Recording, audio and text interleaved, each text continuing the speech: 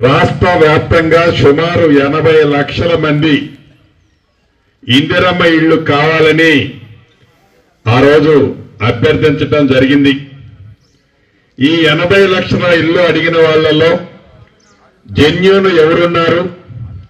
విడతల వారీగా ఈ రాష్ట్ర ప్రభుత్వం ఇచ్చే దాంట్లో భాగంగా మొదటి విడత 4.5 లక్షల ఇళ్లు రాష్ట్ర వ్యాప్తంగా ఇస్తూ ఇందులో ప్రతి నియోజకవర్గానికి తక్కువలో తక్కువ 3,500 ఇళ్లు ఇచ్చే కార్యక్రమాన్ని శ్రీకారం చుట్టే దాంట్లో భాగంగా రాష్ట్రంలోని ప్రతి నియోజకవర్గాల్లో ఉన్న అన్ని మండల ఆఫీసుల్లో సుమారు 580 మోడల్ హౌజులు కట్టే కార్యక్రమానికి శ్రీకారం చుట్టాం.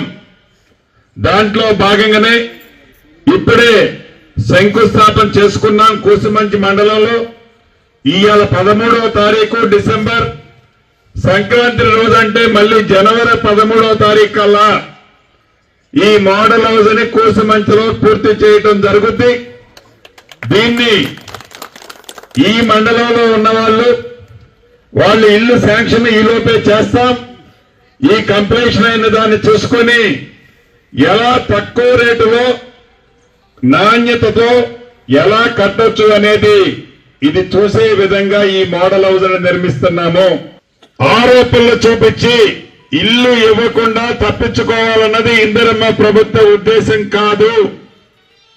ఇప్పుడు చెప్పిన 4.5 లక్షల ఇల్లే కాదు, భగవంతుడు దీవిస్తే ఈ రాబోయే 4 సంవత్సరాలలో 20 లక్షల ఇళ్లు తగ్గకుండా ఈ తెలంగాణ రాష్ట్రంలో కట్టాలన్నదే మన ఇందిరమ్మ ప్రభుత్వం యొక్క లక్ష్యం. ఈ గూడు కట్టించే బాధ్యత ఇందిరమ్మ ప్రభుత్వంగా మాది కాబట్టి తప్పకుండా కట్టించే కార్యక్రమాన్ని చేపట్టే దాంట్లో పేదవాడికి భారం కాకుండా ఉండే విధంగా ఏ నిర్ణయాలు చర్యలు తీసుకున్నా పేదవాడి నెత్తిన మరింత బరువు పెట్టొద్దు అనేది ఈ గౌరవ ముఖ్యమంత్రి రేవంత్ రెడ్డి గారి ప్రభుత్వం మనందరి ఆలోచనని ఈ వేదిక ద్వారా తెలుపుతూ గ్రామాలకు వచ్చే సెక్రటరీలు కూడా ఏదైతే ఇందిరమ్మ కమిటీలు ఉన్నాయో ఈ ఇందిరమ్మ కమిటీలను కలుపుకొని రాష్ట్ర వ్యాప్తంగా ఏదైతే ఆనాడు అప్లై చేసిన వాళ్ళు ఎక్కడైనా ఒక్కళ్ళిద్దరూ మిస్ అయితే వాళ్ళని కూడా యాప్లో ఇన్కార్పొరేట్ చేసుకోండి.